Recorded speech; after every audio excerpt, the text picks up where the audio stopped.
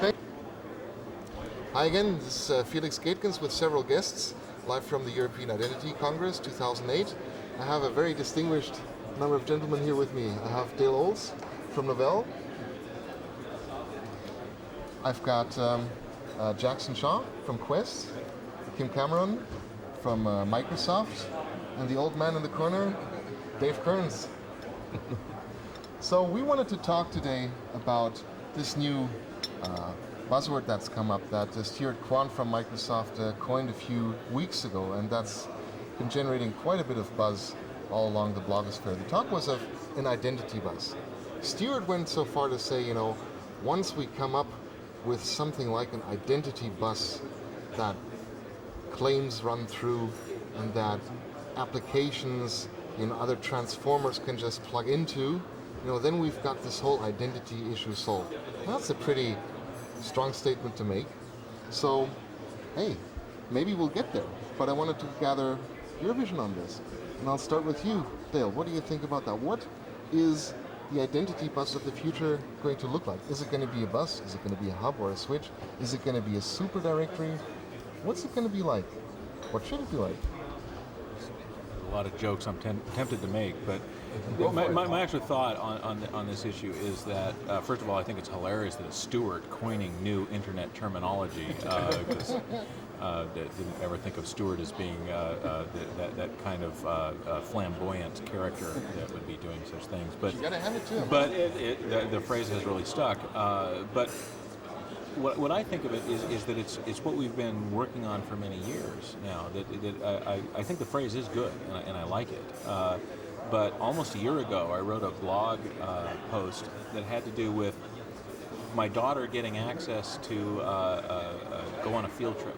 That she gave me a form that I had to sign, and that I had to give back to her, and I had to send it through an untrustworthy medium, which is her, to take back to her teacher. That she then gives to the teacher. The teacher aggregates these forms, says how many students they're going to have. They give it out to the school principal. The school principal then contracts with the bus company, and the bus company gets a contract that says, you're responsible for these students for this day.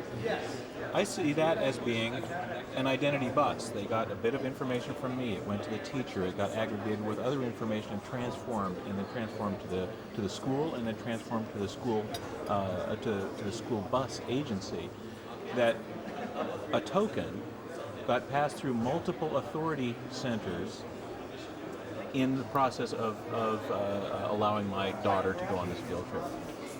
That, to me, is what I have in mind by what I think of as an identity bus, where you can take a token passing system and go through a number of claim transformers on the way, but there is no central point.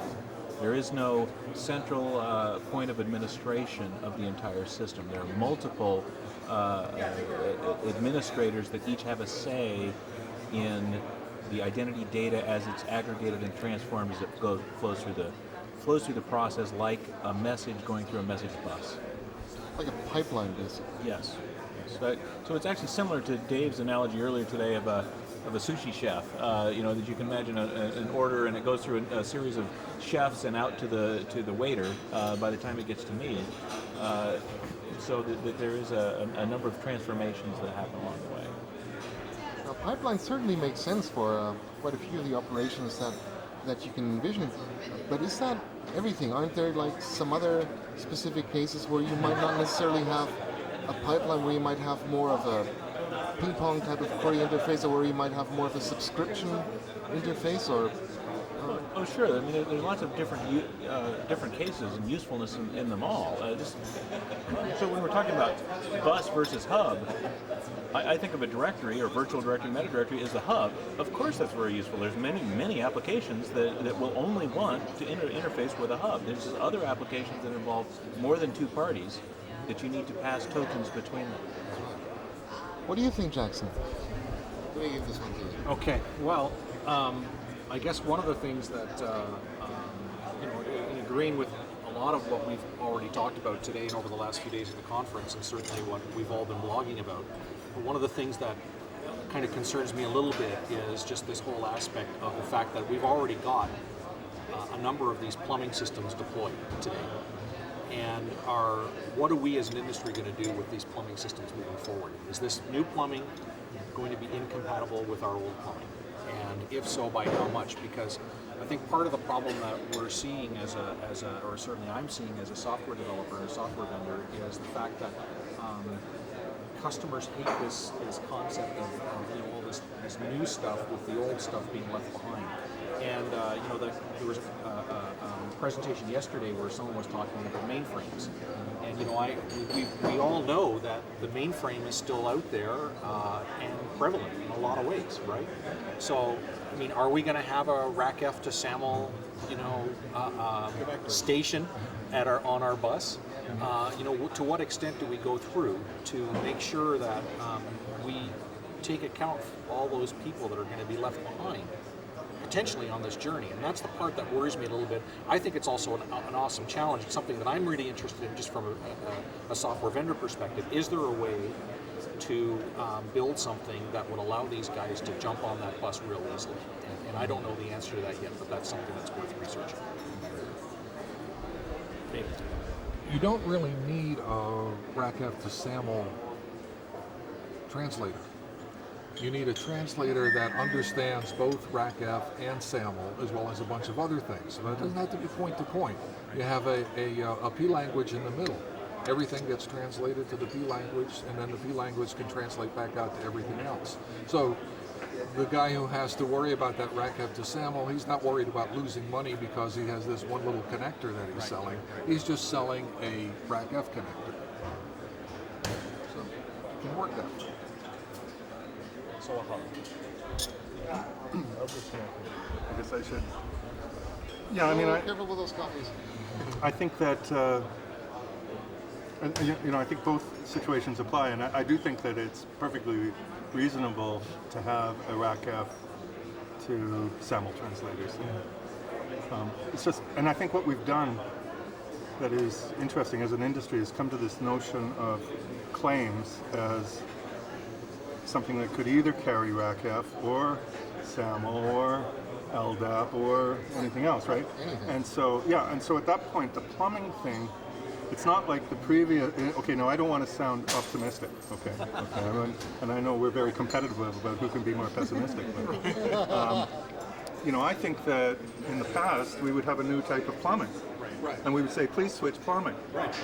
And now we're just saying, please switch faucets, if anything, right? And every now and then you have to replace a faucet, or maybe even a washer. I think of it, we're in the position now that the train system was in the United States 200 years ago, 150 years ago.